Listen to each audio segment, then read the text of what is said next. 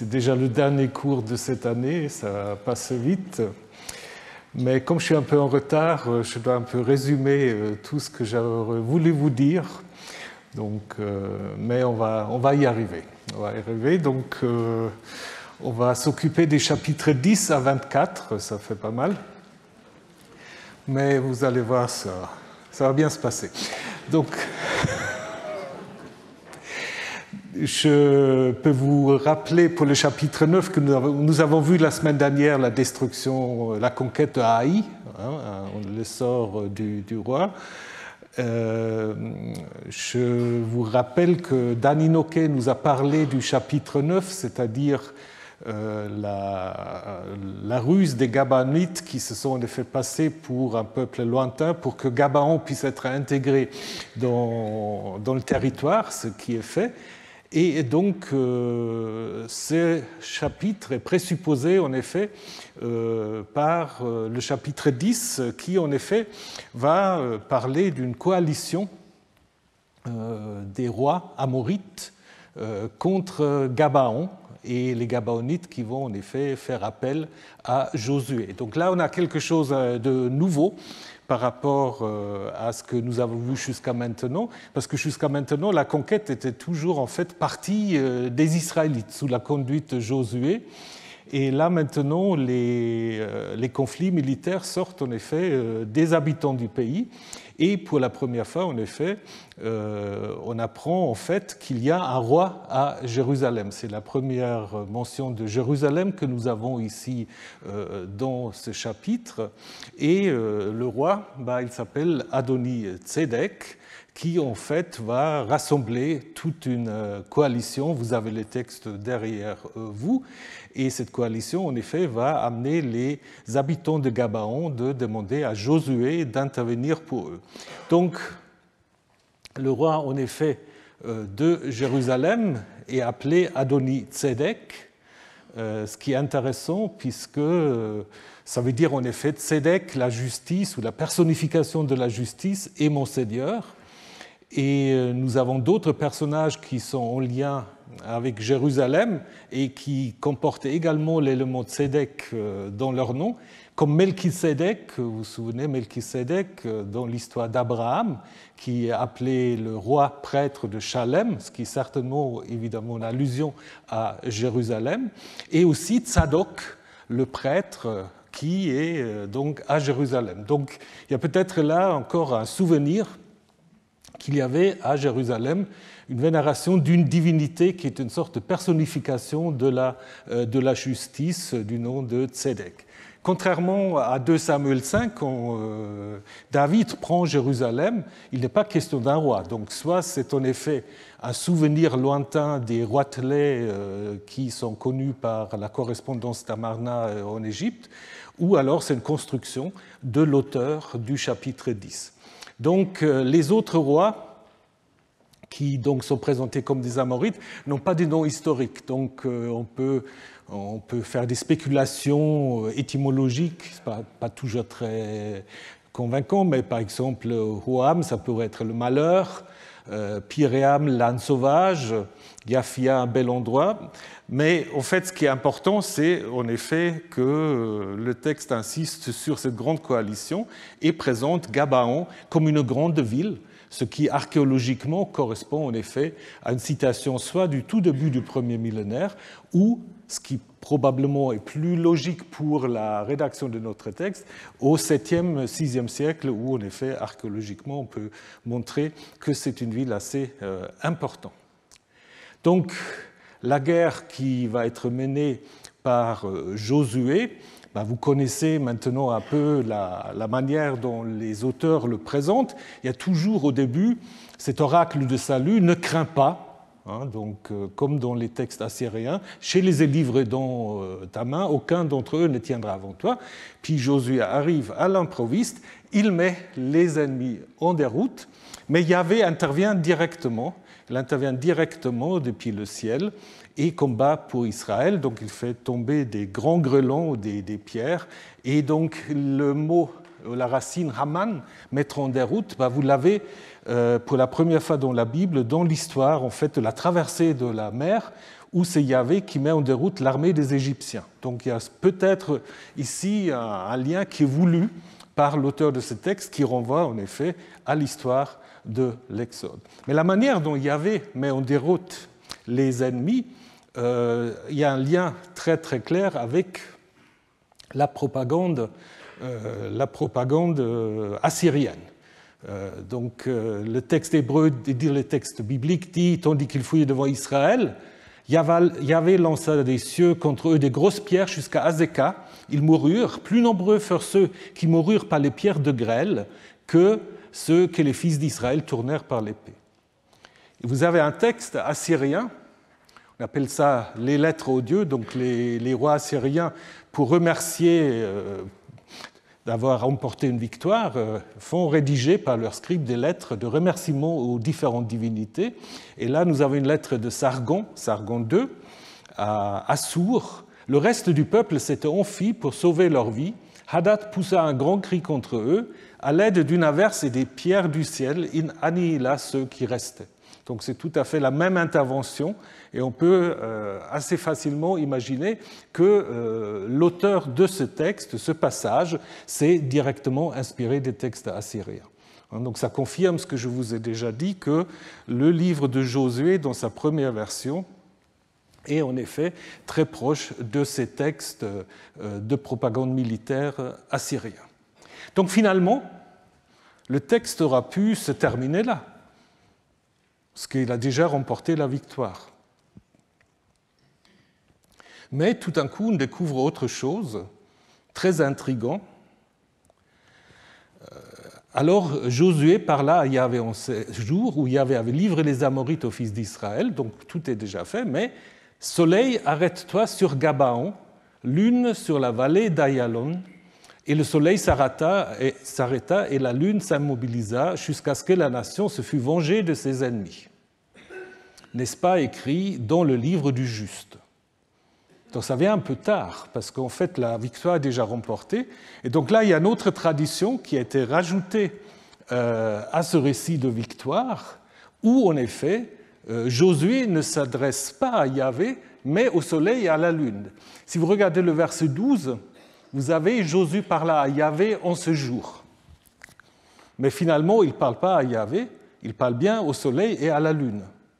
Donc qu'est-ce que ça nous dit? Ça nous dit qu'après, quelqu'un a révisé le texte, disant il ne va pas parler au soleil et à la lune.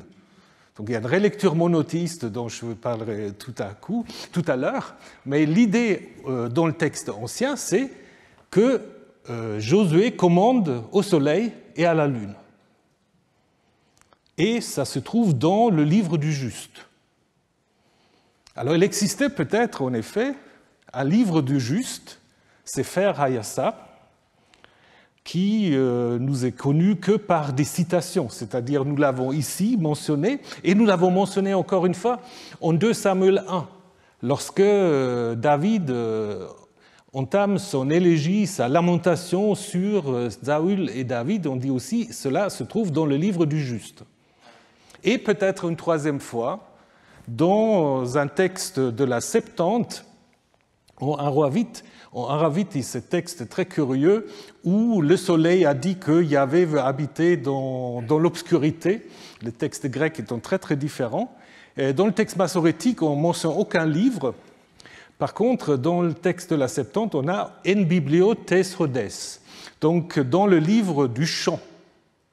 Mais en hébreu, Shir et Yachar, c'est très proche. Peut-être c'est la même chose que l'auteur, disons le traducteur grec, avait peut-être un texte hébreu qui avait Shir et Yachar et il avait compris ça comme Shir. C'est possible, mais c'est peut-être en effet un texte qui faisait partie de cette collection peut-être des petits morceaux poétiques.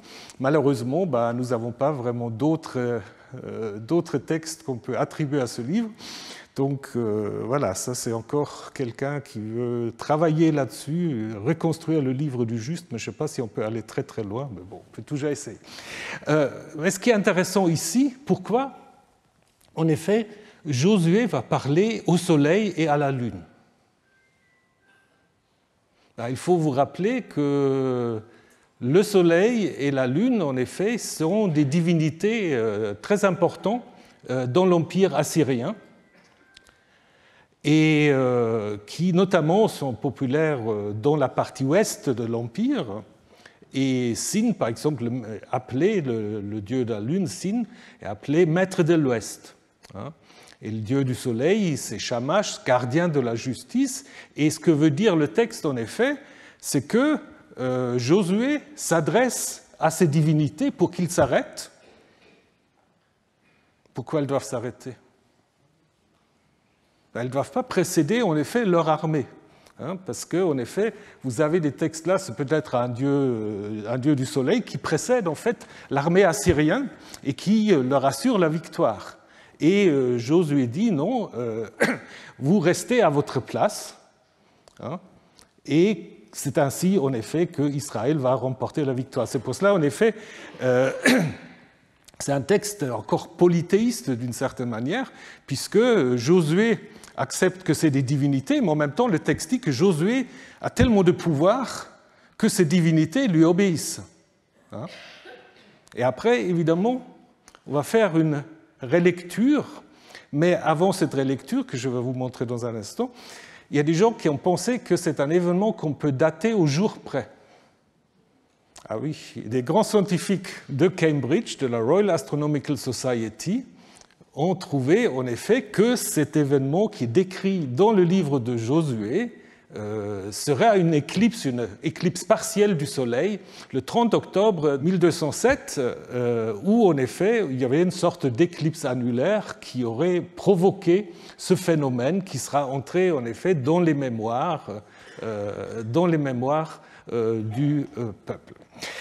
Évidemment, si vous regardez le texte, ça ne ressemble pas tellement à une éclipse solaire, donc il faut quand même avoir beaucoup de fantaisie, mais ça fait partie de ces lectures un peu rationalisantes des textes bibliques, où ce que le texte en fait présente comme un miracle, comme l'irruption de l'irrationnel, les scientifiques ont du mal à accepter ça et ils cherchent en effet de rationaliser ça. Donc du coup, on aura une éclipse du Soleil et on pourrait dater même ce texte. Évidemment, les biblistes vont être quand même plus que sceptiques de dater un texte à 1207 avant notre ère. Voilà, donc nous avons plutôt un texte plus ancien, plus récent, mais qui a été relu ensuite, parce que, je vous ai dit dans le texte premier, l'idée c'est que Josué en fait commande en fait au soleil et à la lune, et ensuite on a néanmoins le soleil s'immobilisa au milieu des cieux, donc après qu'on a cité le livre du juste, et ni avant ni après il y a eu de jour comparable à ce jour où Yahvé obéit à un homme. Donc, est-ce que vous comprenez la relecture monothéiste? Ça présuppose évidemment un texte comme Genèse 1, où Yahvé a créé le soleil et la lune, et ce n'est plus des divinités, c'est des créatures de Yahvé. Et donc, du coup, le fait que Josué s'adresse au soleil et à la lune, on va maintenant l'expliquer par le fait que, finalement, il s'est adressé à Yahvé, comme on le dit déjà au début, et c'est Yahvé finalement qui les a arrêtés. Et la chose évidemment remarquable, et c'est la seule fois qu'on a cette idée dans la Bible, c'est Yahvé obéit à un homme. Donc c'est ainsi qu'on arrive en effet à expliquer que ce miracle que Josué produit est un miracle en effet qui est maintenant, selon le texte tel que nous l'avons, est en effet l'œuvre de Yahvé, mais en faisant ça, Yahvé en effet suit l'ordre d'un homme, à savoir Josué. Donc ça fait évidemment partie aussi de la mise en relief de Josué qui devient de plus en plus important. Donc après, l'histoire continue encore, donc on aura pu se dire, bon maintenant tout est terminé, mais maintenant on va encore parler d'une grotte à Makeda, où les rois s'étaient enfuis, et en effet on va bloquer cette grotte, Josué reste apparemment comme gardien devant cette grotte. Il dit aux gens, en fait, quant à vous, ne vous arrêtez pas, poursuivez vos ennemis, toujours comme d'habitude. Yahvé, votre Dieu, vous les a livrés dans vos mains. Et à la fin, le peuple revient. Et c'est ensuite que les rois vont en effet remporter un sort pas très, très sympathique.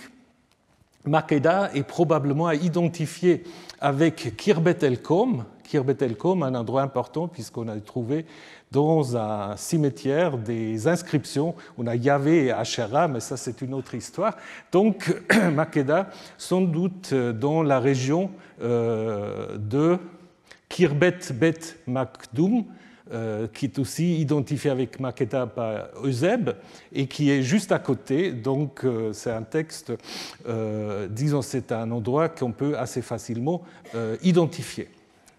Donc il y a le sort de ces rois dans la grotte de Makeda, où en effet il est dit d'abord au commandant de l'armée: posez vos pieds sur le cou de ces rois, ne craignez pas et ne vous laissez pas battre, soyez forts et courageux, car c'est ainsi que Yahvé traitera tous les ennemis que vous aurez à combattre. Et donc après, évidemment, c'est la mise à mort des rois qui sont en effet pendus à des arbres et retirés avant le coucher du soleil, ce qui vous rappelle ce que nous avons déjà vu avec le roi de Haï, qui a en effet subi le même sort. Là aussi, nous avons assez clairement un lien avec des textes assyriens. Dans la campagne du roi Assurbanipal contre les Élamites, on a quelque chose de similaire. Le roi, avec son fils, s'était caché, non pas dans une grotte, mais dans un bois. Donc Théouman, roi d'Élam, qui avait été blessé, et son fils aîné, qu'il avait pris par la main, s'enfuirent pour sauver leur vie et se cachèrent dans un bois avec l'aide d'Assur et d'Ishtar chez les tués et leur couper la tête. Donc là, les têtes sont coupées, alors que dans le récit biblique, ils vont être pendus. Mais c'est le même scénario. On attend à la fin pour raconter le sort du roi ou des rois, et c'est similaire dans le texte biblique. Voilà, alors poser les pieds sur la nuque de l'ennemi, c'est évidemment un geste de victoire, d'humiliation, que vous avez bien attesté à la fois par l'écrit et par l'image. Déjà dans Enuma Elish, le grand récit de création mésopotamien, avant que Marduk va vaincre Tiamat, on va lui dire « Réjouis-toi et jubile, car sur la nuque de Tiamat, tu poseras bientôt le pied. » Dans le psaume 110, « Siège à ma droite, dit Dieu au roi, que je fasse de tes ennemis l'escabeau de tes pieds. » Donc même idée. Et vous avez ici deux représentations. Ce n'est pas tout à fait la nuque, mais c'est quand même l'idée que voilà, on piétine en fait l'ennemi, comme ici et ici. Donc c'est un geste qui est normalement fait par les dieux ou les rois, et ici accompli en fait par l'ensemble des chefs de l'armée. Comme la fin de Josué 8, le roi d'Haï, ici les 5 rois sont mis à mort, leur pendaison à des arbres et leur enterrement dans cette grotte est donc relaté. Alors là, évidemment, il y a aussi sans doute un intérêt étiologique, à savoir l'explication de l'existence d'une grotte à Makeda, puisque le récit va se terminer jusqu'à ce jour. Donc en fait, on s'adresse à des gens qui connaissent une grotte à Makeda, qui peut être en effet un peu visible, peut-être aussi avec des pierres qui bloquent l'entrée. Et puis évidemment, quand on voit ça, on imagine soit des tombeaux ou des monuments importants. Et ici, c'est une manière d'expliquer en effet cette grotte. Après, et je vais aller assez vite, après, on va raconter toute la conquête de la Shephelah. Donc je vous ai fait beaucoup de couleurs pour que vous voyez, c'est fait toujours de la même manière. Donc on revient encore une fois sur Makeda. en disant ce jour-là, Josué prit Makeda et le passa ainsi que son roi au tranchant de l'épée. C'est un peu bizarre, non? Puisque tout à l'heure, on nous a expliqué qu'ils étaient pendus sur un bois. Donc là, il passait par les tranchants de l'épée. Il y a peut-être deux traditions différentes sur ce qui arrive au roi de Makeda. Là, il est tout seul. Alors, dans le reste, il était avec d'autres. Et donc, ça introduit en fait une sorte de, oui, presque une sorte de poème, parce que c'est assez rythmé en hébreu, où vous avez toujours un peu les mêmes éléments. Donc, Josué passa d'un endroit à l'autre. Donc, vous voyez, il passa de Makeda à Livna. Il passait de Livna à Lachish, de Lachish à Églon, tout ce qui est en rouge. Ensuite, il fait la guerre à cette ville, il lui fait la guerre à Livna, etc. Yahvé lui livre la ville. Josué et Israël passent au tranchant de l'épée toutes les personnes qui s'y trouvent. On voue au Kherem la ville ou le roi. Il n'y a pas de survivants et il traite le roi comme il avait traité le roi de Z de l'autre ville. Donc il traite à Dévir son roi comme il avait traité Hébron et comme il avait traité Livna. Donc là, en effet, on ne s'intéresse plus tellement à des narrations. Là, on s'intéresse en fait à des énumérations, des villes qui se trouvent tous plus ou moins dans la Shephélah ou dans les alentours. Et là, je pense que c'est une indication assez importante, en effet, pour pouvoir dater cette liste, puisque les villes conquises se situent pour la plupart, comme je vous ai dit, dans cette Shephélah, qui en effet a été pris à Juda en 701. Donc en 701, vous vous souvenez, les Assyriens avaient envahi Juda, avaient détruit Lachish, avaient mis le siège devant Jérusalem et avaient donné une partie du royaume de Juda aux cités philistins. Donc Juda a été en effet réduit de manière assez dramatique. Mais on voit aussi que la Shephélah, dans la deuxième moitié du 7e siècle, revient à Juda, comme d'ailleurs aussi Benjamin, le territoire de Benjamin. Donc la question c'est sous quel roi ça s'est passé?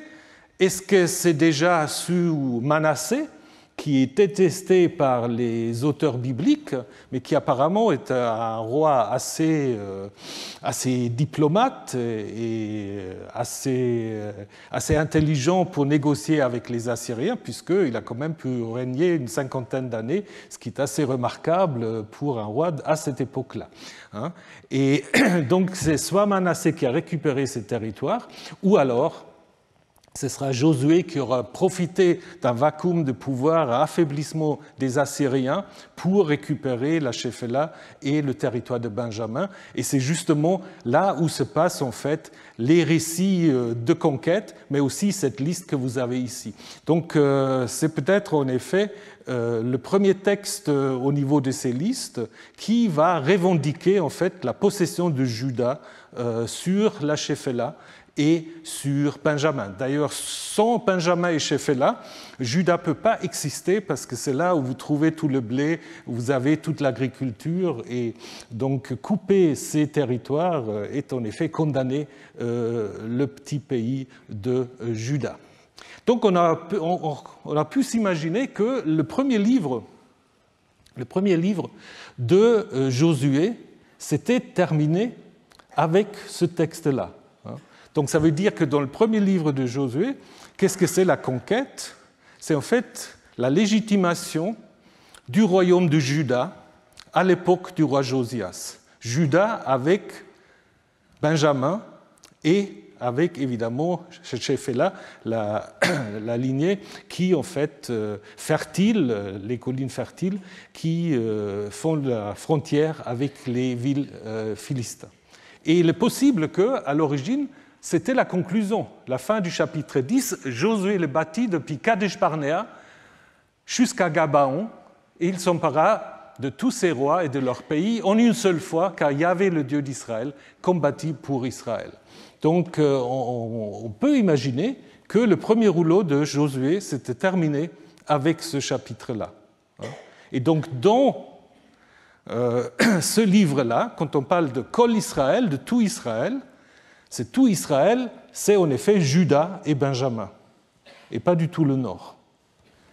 L'élargissement vers le nord va venir en effet plus tard. Après, on a ajouté Gaza, qui est une ville philistine, hein, pour faire un lien avec la mer, et peut-être aussi Goshen, pour faire un lien avec l'histoire de l'Exode.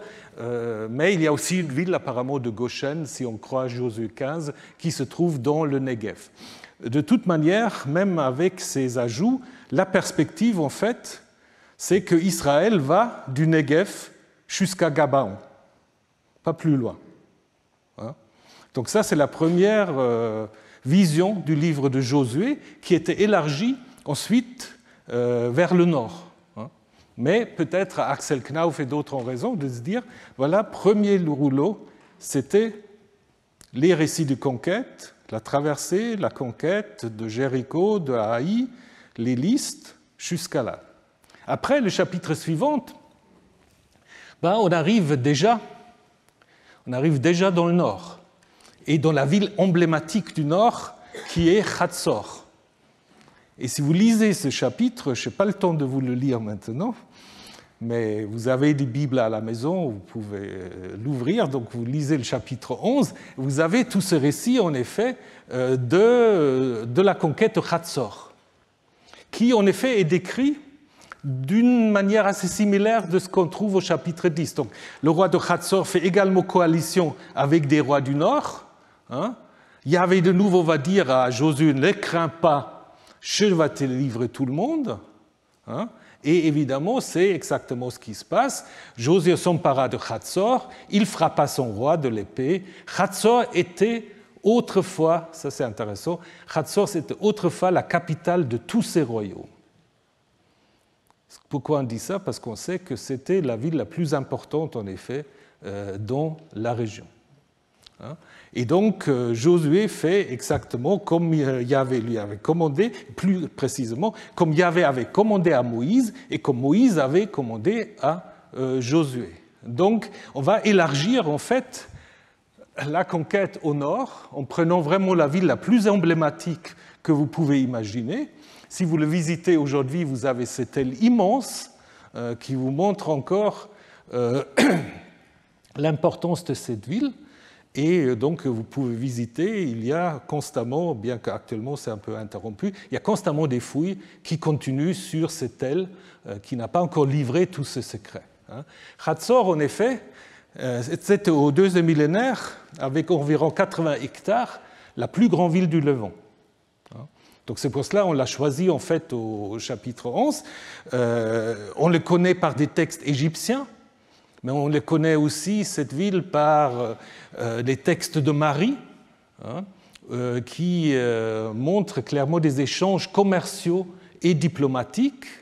On apprend que voilà, un des grands hauts fonctionnaires de cette maison de Hatzor, de la maison royale de Hatzor, s'appelait Ibri Hadad, ce qui montre qu'on vénérait le dieu Hadad. Et donc, on voit qu'il y a beaucoup de biens qui sont échangés, à la fois avec l'Égypte, mais aussi avec Marie. Et cette ville, en fait, va perdre un peu d'importance au XVIe siècle, elle va être reconstruite avec des temples, des palais. Il y a plusieurs temples, il y a des restes d'un palais. Il y a plein de choses, donc je ne peux pas vous faire un cours sur Hatzor, mais on pourra en parler pendant 1 heure sans problème. Donc c'était une ville vraiment importante. Et à la fin de l'âge de bronze, il y a une fin violente de cette ville, que certains avaient pris comme preuve de la conquête. Yadin, grand archéologue israélien, avait fouillé Hatzor assez vite après la fondation de l'État d'Israël pour prouver en effet l'historicité de la conquête. Et il est vrai que vous avez des traces de destruction, mais personne ne sait de qui. Donc Josué n'a pas laissé un petit mot « nous étions là ». Ça aurait facilité les choses, mais malheureusement, on n'a pas ça. Donc c'est vrai qu'il y a des traces de destruction, donc on ne peut pas totalement exclure qu'il y a un lien dans le mémoire culturel avec cela, mais on peut aussi imaginer que ça fait allusion à une autre grande destruction de la ville, puisque après une sorte de reconstruction de la ville pendant l'âge de fer, en 733, Tiglath-Pileser va détruire la ville et déporter la population. Et après, il n'y a presque plus rien à Hatzor. Disons, on n'a rien trouvé encore, peut-être on va trouver. Donc, la destruction de Hatzor, ça peut être aussi en lien avec la destruction de la ville par Tiglath-Pileser, qu'on aurait ensuite attribué évidemment à Josué et aux Israélites. Donc voilà, soit il y a un souvenir très ancien, soit on sait que la ville a été détruite récemment. On dit, bah oui, c'est de nous. Bon, difficile à décider, mais ce n'est pas par hasard qu'on a choisi Hatzor. Et donc, vous voyez comment on va monter de plus en plus vers le nord. Si vous prenez ces trois cartes, donc vous avez d'abord, ça c'est Josué 6 à 10, où vous avez simplement le Shephélah, le sud. Après, vous avez Josué 6 à 11, surtout le chapitre 11, où on va jusqu'à Hatzor. Et après, maintenant, vous allez avoir une deuxième liste qui va garder un peu la même frontière, mais qui va rajouter plein d'autres villes. Beaucoup d'autres villes. On a cette liste ici. Je ne vais pas vous lire tous ces noms. C'est très intéressant pour ceux qui font l'histoire textuelle parce que vous avez en fait des variantes assez importantes. Vous le savez déjà qu'il y a des variantes importantes entre le texte massorétique et le texte grec, le texte de la Septante, et pour ces noms également.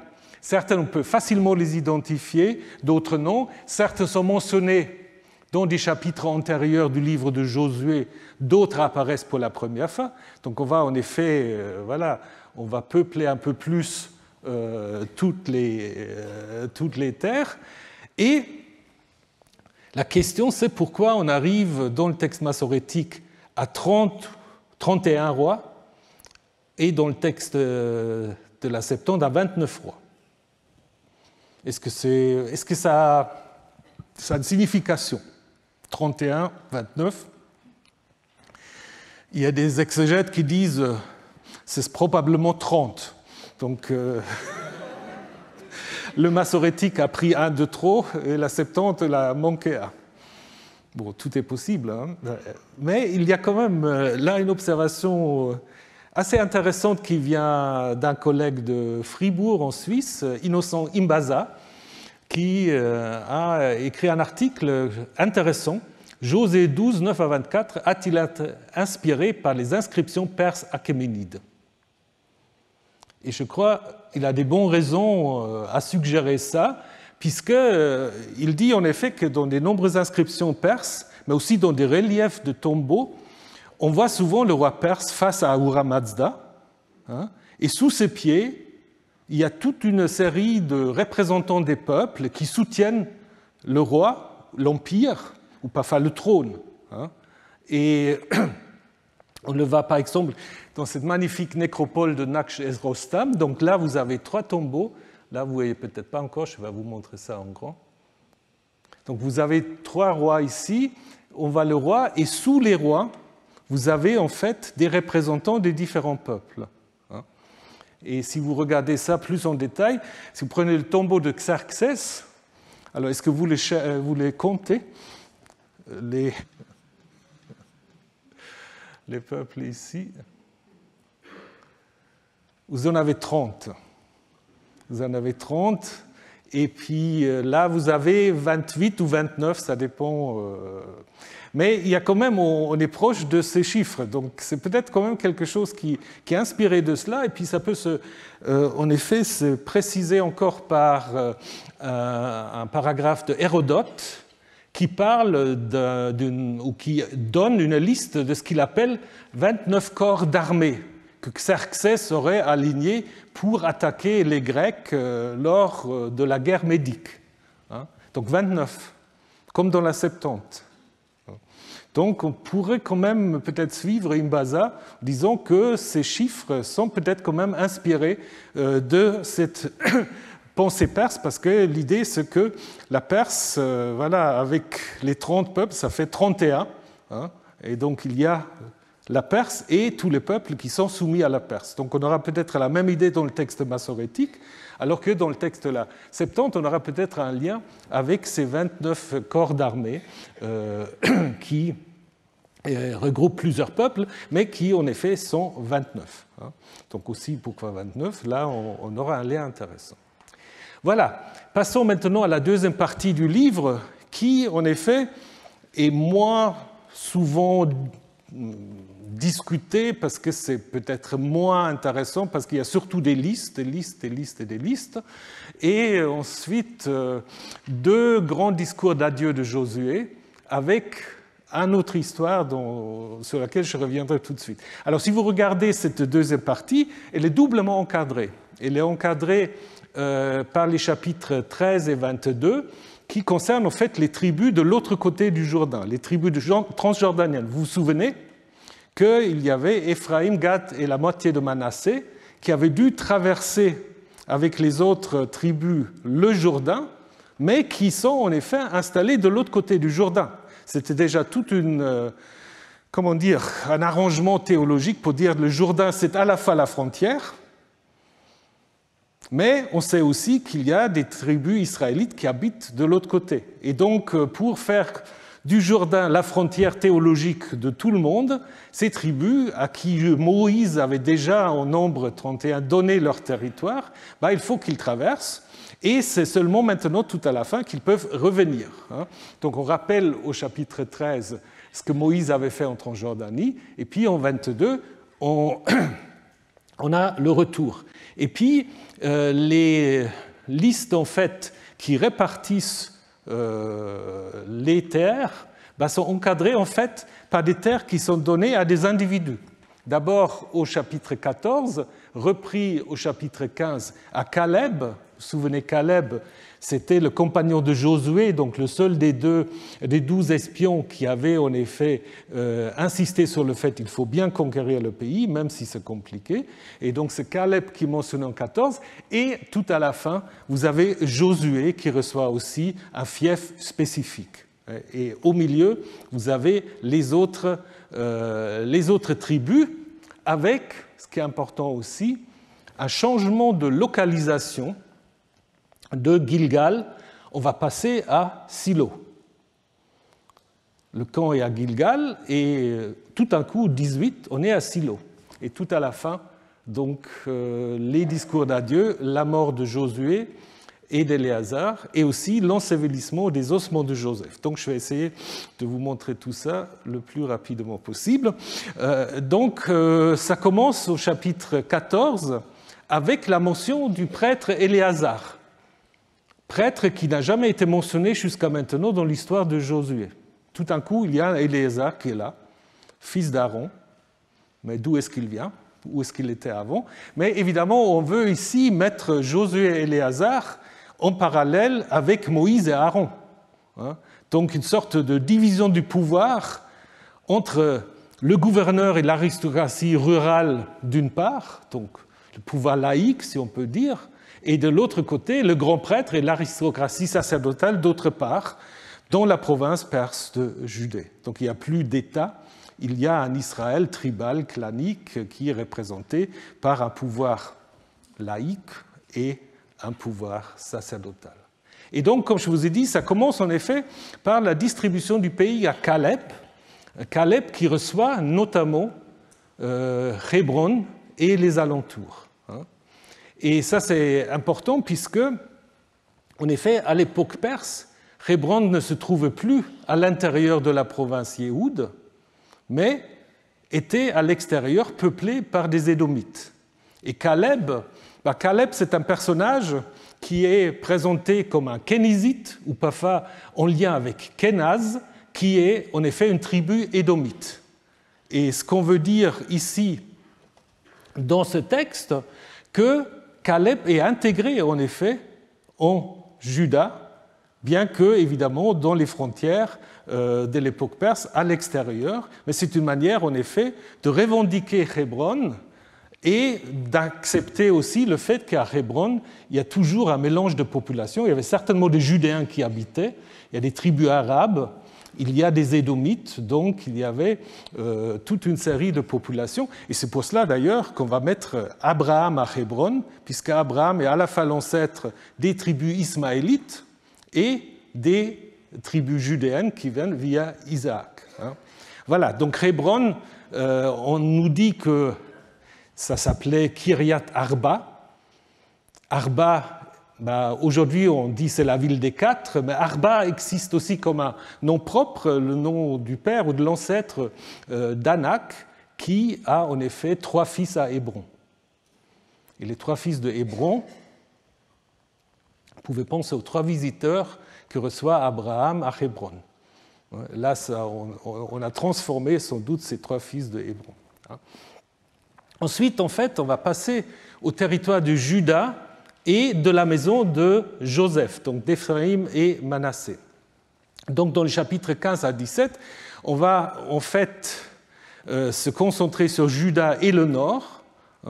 Le chapitre 15 va d'abord donner une liste des frontières, surtout de la frontière nord, mais vous allez voir, il y a une sorte de territoire vide, vague, qui est entre le nord et le sud, et correspond en fait à Benjamin. Le sud, ça va être Kadesh Barnéa, et l'est et est, donc on va oublier les Philistins, donc ça va des 2 mers, donc de la Méditerranée à la mer Morte. Ensuite, nous avons une liste très précise qui est très difficile à comprendre dans tous les détails, mais c'est certainement une liste qui n'est pas inventée par les auteurs de Josué. C'est une liste, en fait, des villes et des villages de Juda, et qui date probablement de l'époque de Josué. C'est une liste administrative qu'on a sans doute retravaillée dans la suite, mais le fait, par exemple, qu'on mentionne Hébron, ça montre que Hébron faisait encore partie de Juda, donc c'est plus ancien que l'époque perse. Et En-Gedi, en fait, En-Gedi n'existe pas avant la fin, donc la oasis de En-Gedi n'existe pas avant la fin du 7e siècle. Donc on est en effet à l'époque de Josué. Jérusalem n'est pas mentionné, et donc à la fin on dit, quant aux Jébusites qui habitaient à Jérusalem, les fils de Juda ne purent les déposséder. Les Jébusites habitent donc avec le fils de Juda à Jérusalem jusqu'à ce jour. Qu'est-ce qu'on veut dire avec ça ? Ça veut dire que Jérusalem a toujours été une ville un peu cosmopolite, qui n'a jamais été judéen, ni non plus benjaminite, parce qu'on a la même remarque dans le livre de Juges, mais là, il n'est pas question des fils de Juda, il est question des fils de Benjamin, qui ne pouvaient pas s'emparer, en effet, de Jérusalem. Exactement la même expression, la même formulation, mais là, on suggère que c'est plutôt les Benjaminites qui auraient dû conquérir Jérusalem, alors que dans Josué, c'est en fait les Judéens qui auraient dû faire ça. Donc, en ce qui concerne le nord, donc, comme je vous ai dit, d'abord, on va parler que de la maison de Joseph, Éphraïm et Manassé. Comme on voulait montrer que le nord n'est pas plus grand que le sud, d'une certaine manière. Et le titre Maison de Joseph regroupe en fait Éphraïm, qui était d'abord une région dont on a fait une tribu, probablement aussi Juda. Juda était d'abord une région qu'on a transformée en tribu après coup. Et donc la question c'est, est-ce que ce nom Maison de Joseph, pour regrouper les deux, est-ce que ça présuppose déjà l'histoire de Joseph, ou est-ce que c'est un nom plus ancien dont l'histoire de Joseph s'est inspirée? C'est difficile de savoir. Et comme je vous ai déjà dit, donc vous avez une sorte de vide qui correspond en fait au territoire de Benjamin, mais qui en fait n'est discuté qu'au chapitre 18, au moment où on est à Silo, où on raconte la distribution à tous les autres pays. Mais il est possible que la liste des villes de Benjamin était à l'origine, à la suite du chapitre 15, donc même document de Josias qu'on a déplacé dans la suite. Alors après, au début du chapitre 18, tout d'un coup, on est à Silo. Donc on dit que toute la communauté des Israélites se rassembla à Silo. C'est là qu'ils installèrent la tente de la rencontre. Pourquoi? Il n'y a aucune explication. Donc on est un peu étonné. Pourquoi Silo? Et puis le pays leur était soumis. Certains ont même dit que c'est un lien avec Genèse 1 où Dieu dit « soumettez-vous la terre ». Mais je pense que c'est un peu trop tiré par les cheveux parce que la terre, c'est vraiment toute la terre en Genèse 1, donc je ne pense pas que c'est la même idée ici. C'était le pays promis. Mais pourquoi est-ce qu'ils arrivent à Silo? Ça, je pense qu'il faut le voir un peu avec la suite de l'histoire. Parce que déjà, Silo est un sanctuaire important qu'on n'a malheureusement jamais trouvé. Donc c'est Kir Betselum, qui est à 15 km au nord de Bethel, qui certainement est un sanctuaire important, mais ce qu'on a trouvé sur le plan archéologique, c'est plutôt des bâtiments de stockage, mais dont on s'est dit que ces bâtiments de stockage, évidemment, sont probablement liés à l'économie d'un temple, ce qui est tout à fait possible. Alors les fondamentalistes disent bah non, on ne trouve pas de temple parce que c'était le temps de la rencontre, donc ce n'était pas le temple. Mais je pense qu'il y a quand même des indications déjà qu'à Silo, il y avait un temple, puisque déjà en 1 Samuel 1 à 3, où on parle du jeune Samuel, c'est clairement un temple qui est présupposé. Et Jérémie 7, dont je vous parle dans un instant, présuppose également un sanctuaire, un temple avec une destruction. Donc en fait, ce qui est très très curieux, on ne sait pas très bien ce qui s'est passé avec Silo. Donc il y a des traces de destruction entre le 11e et le 10e siècle, que Finkelstein avait considéré comme étant une destruction philistine. On n'a pas tellement d'indications, mais dans les fouilles plus récentes, même si les fouilleurs ne sont peut-être pas toujours les meilleurs archéologues, on voit quand même qu'il y a des occupations plus importantes au cours du 8e et 17e siècle. Et ça, c'est très important, puisque, en effet, dans le livre de Jérémie, vous avez ces textes très curieux où Jérémie annonce la destruction du temple de Jérusalem et où il dit « Allez donc au lieu qui fut le mien, à Silo, où je fais habiter mon nom auparavant. » Donc là, on admet que Silo était le temple où Yahvé était présent avant le temple de Jérusalem. Et puis, il annonce donc la destruction de Jérusalem en disant « Je vais traiter cette maison, donc le temple de Jérusalem, sur lequel mon nom est appelé, comme j'ai traité Silo. » Donc ça veut dire en effet que au VIe siècle, on savait en fait que Silo a été détruite, et l'auteur en fait de ce texte suggère qu'il y a une sorte de succession de sanctuaires, et avant Jérusalem, Yahvé avait habité dans le nord, à Silo. C'est peut-être une des raisons pourquoi on a mis Silo ici, mais aussi pour préparer en fait le texte sur la destruction de Silo dans l'histoire de l'Arche, dans le livre de Samuel. Donc il y a peut-être une destruction plus récente, mais actuellement, archéologiquement, c'est très très compliqué d'être sûr. Donc, après avoir parlé des autres tribus qui se situent tous en Galilée, et la Galilée ne faisait pas toujours partie du royaume du Nord, seulement à quelques époques, notamment sous Jéroboam II, aussi sous Akab probablement.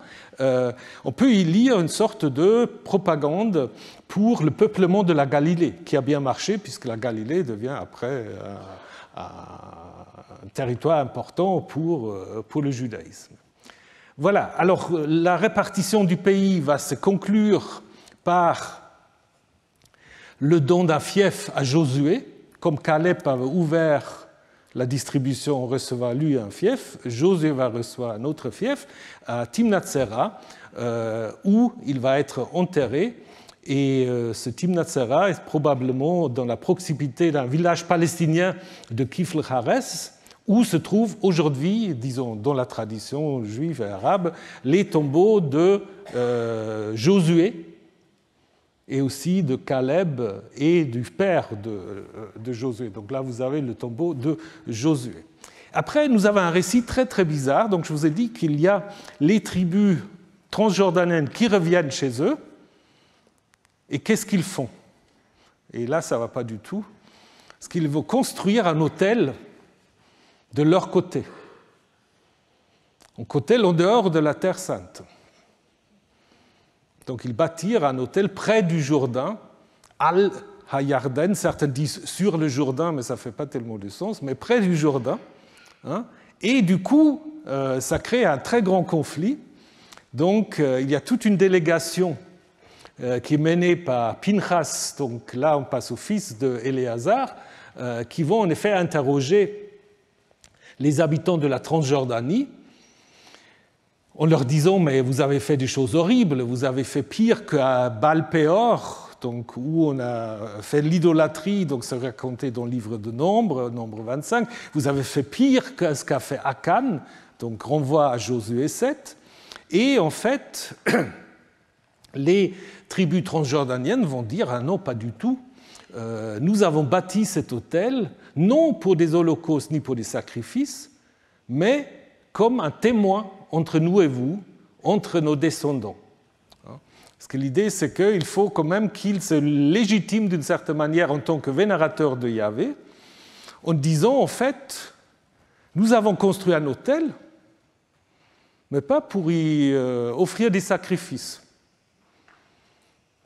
Si vous pensez un tout petit peu à l'histoire d'Abraham, c'est un peu pareil, parce qu'Abraham, quand il arrive entre Haï et Bethel, construit un autel, mais il y invoque le nom du Seigneur. On ne dit pas qu'il y offre des sacrifices. C'est peut-être un peu la même idée. Et cet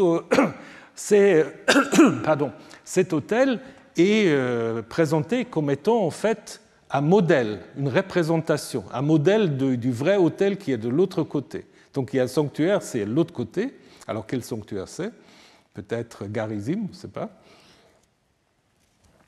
Et donc c'est un modèle, un tabnit, on ne sait pas exactement comment traduire, et donc cette réponse, en effet, va suffire pour, en effet, calmer tout le monde et pour dire, en effet, c'est possible si l'autel est un mémorial qui symbolise le fait que les tribus en dehors des frontières de la terre peuvent être également des vénérateurs de Yahvé. Donc ça pose en effet toute la question de la diaspora, comment en diaspora on peut vénérer Yahvé. La Torah n'existe pas encore.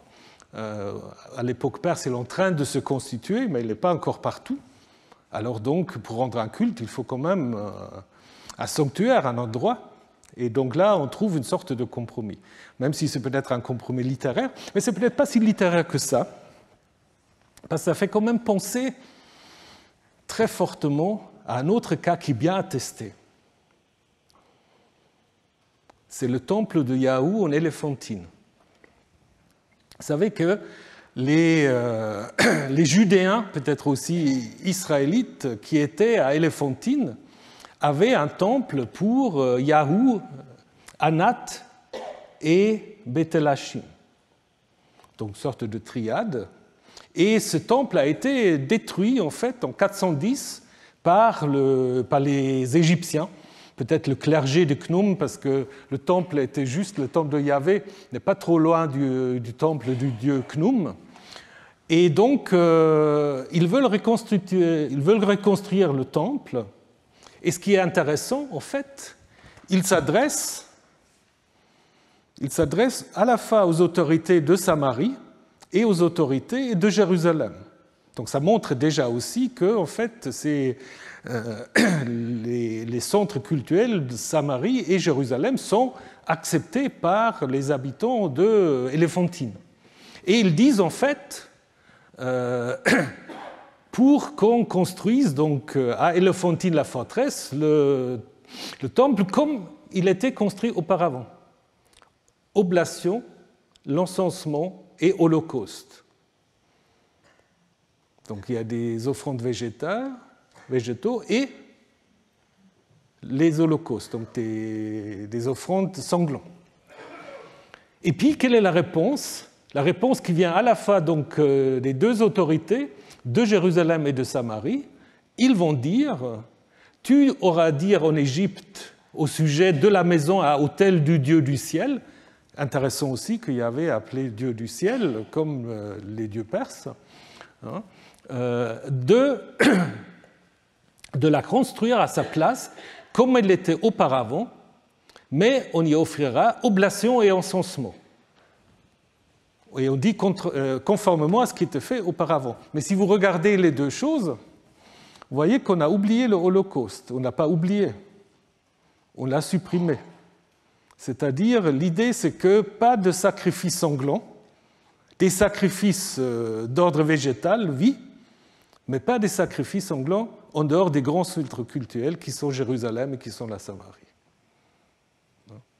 Et le texte de Josué 22, il va encore plus loin. Il ne dit pas de sacrifice du tout. Mais on voit qu'il y a une discussion autour de ces sanctuaires en diaspora. Malheureusement, on ne savait pas très bien, donc il y a des gens qui pensent qu'il y avait aussi un temple Yahou à Babylone, mais on n'a pas beaucoup d'indications et donc on ne sait pas très bien comment, si vraiment il y avait un temple, comment ça s'est passé. Et je voudrais aussi vous rendre attentif encore lorsque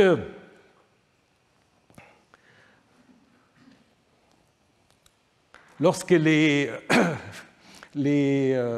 tribus transjordaniennes vont répondre, ils vont répondre en fait en disant, alors il faut que je retrouve ici, El Elohim Yahvé. Donc il y a une sorte de triade, El Elohim Yahvé. Et pourquoi il y a cette triade? Souvent traduit par le Dieu des dieux Yahvé. Mais El Elohim et Yahvé, c'est aussi trois termes qui désignent le divin.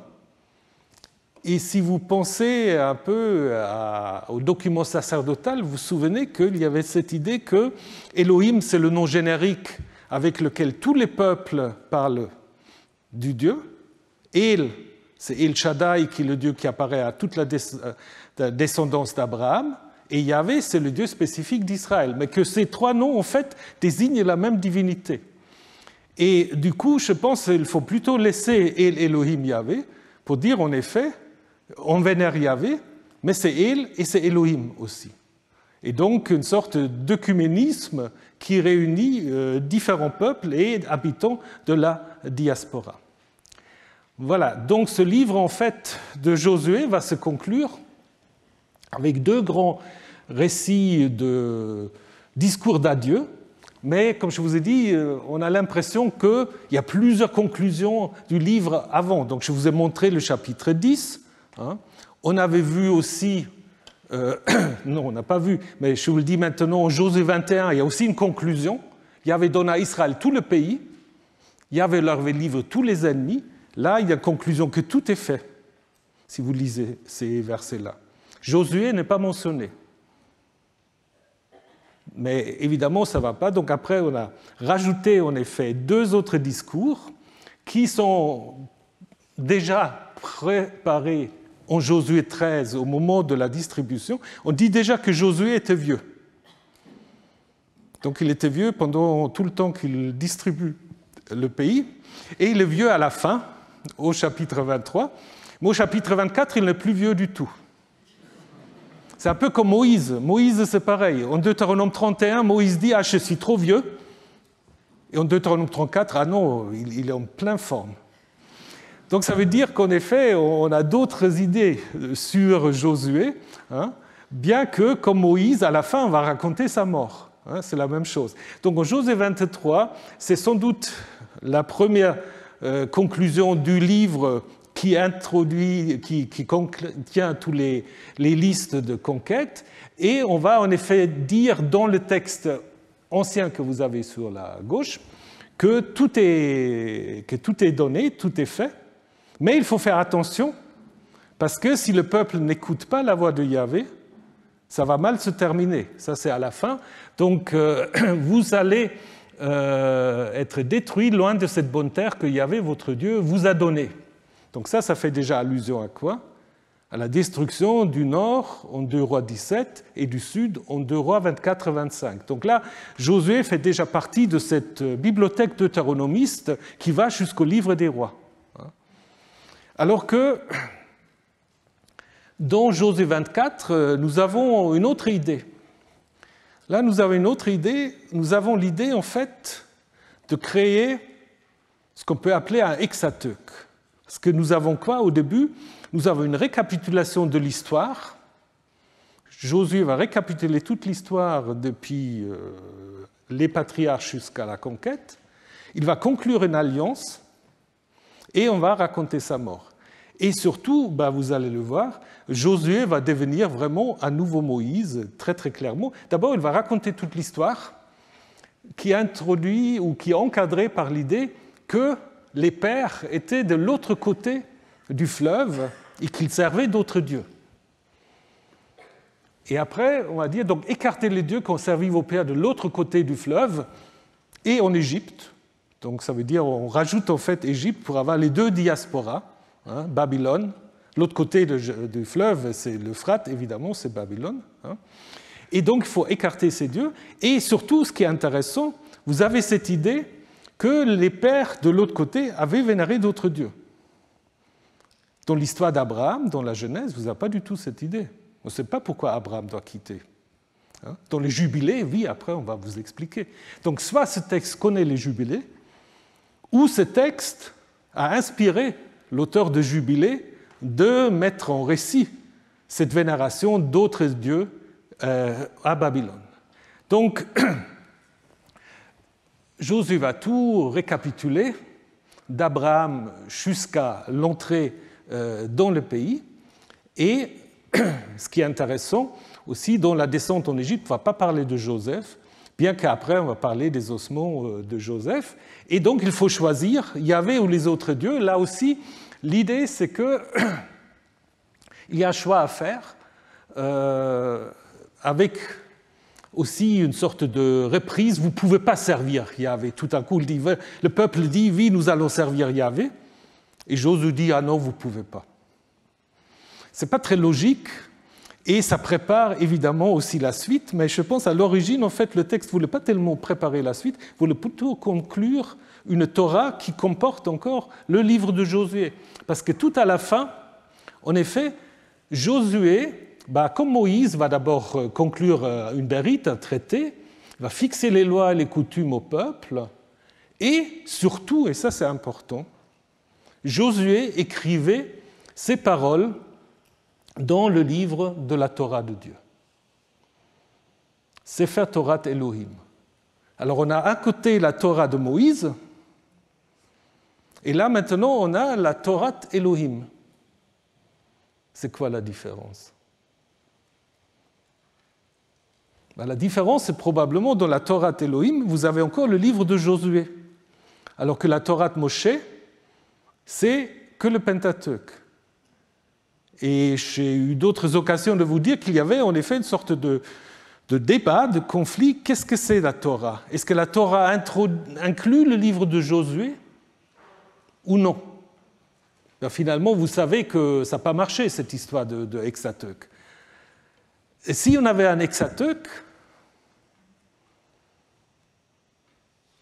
ça aurait changé quoi? Vous pouvez dire pas grand-chose, on ne sait pas parce qu'on ne l'a pas eu.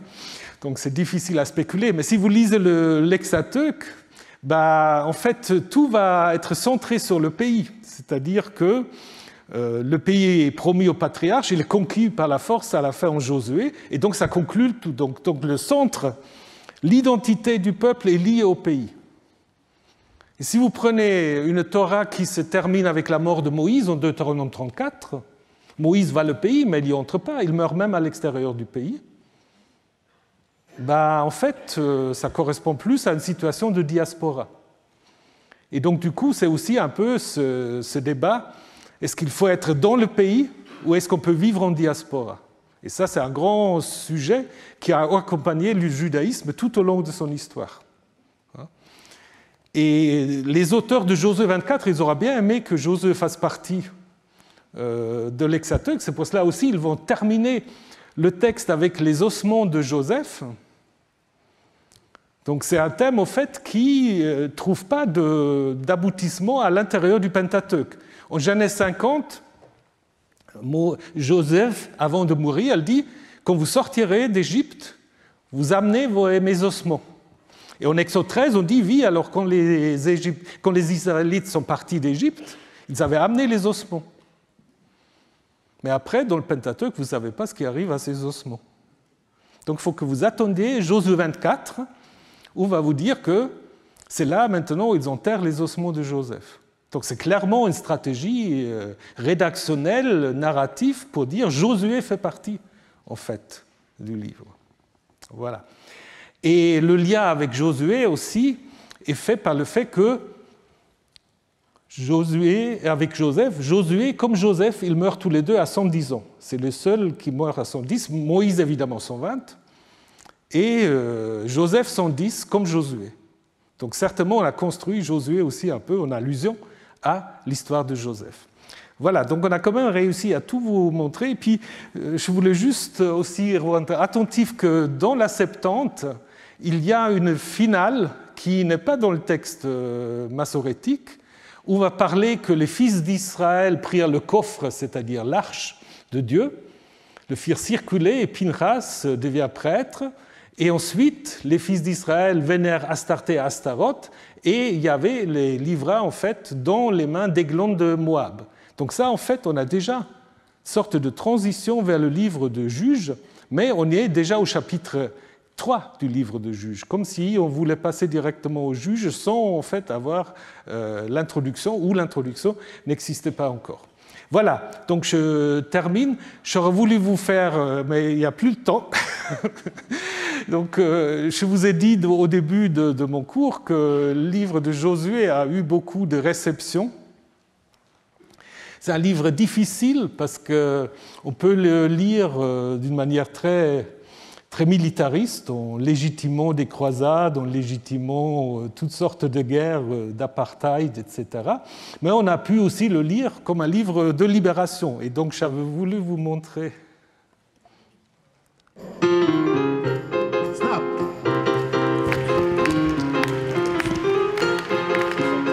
C'est Joshua fight the battle of Jericho. Voilà, mais on ne va pas aller plus loin, on va faire une petite pause, donc merci de votre fidélité. On va voir maintenant un séminaire, on va voir la réception de Josué dans l'époque des Maccabées. Voilà, merci beaucoup, à bientôt.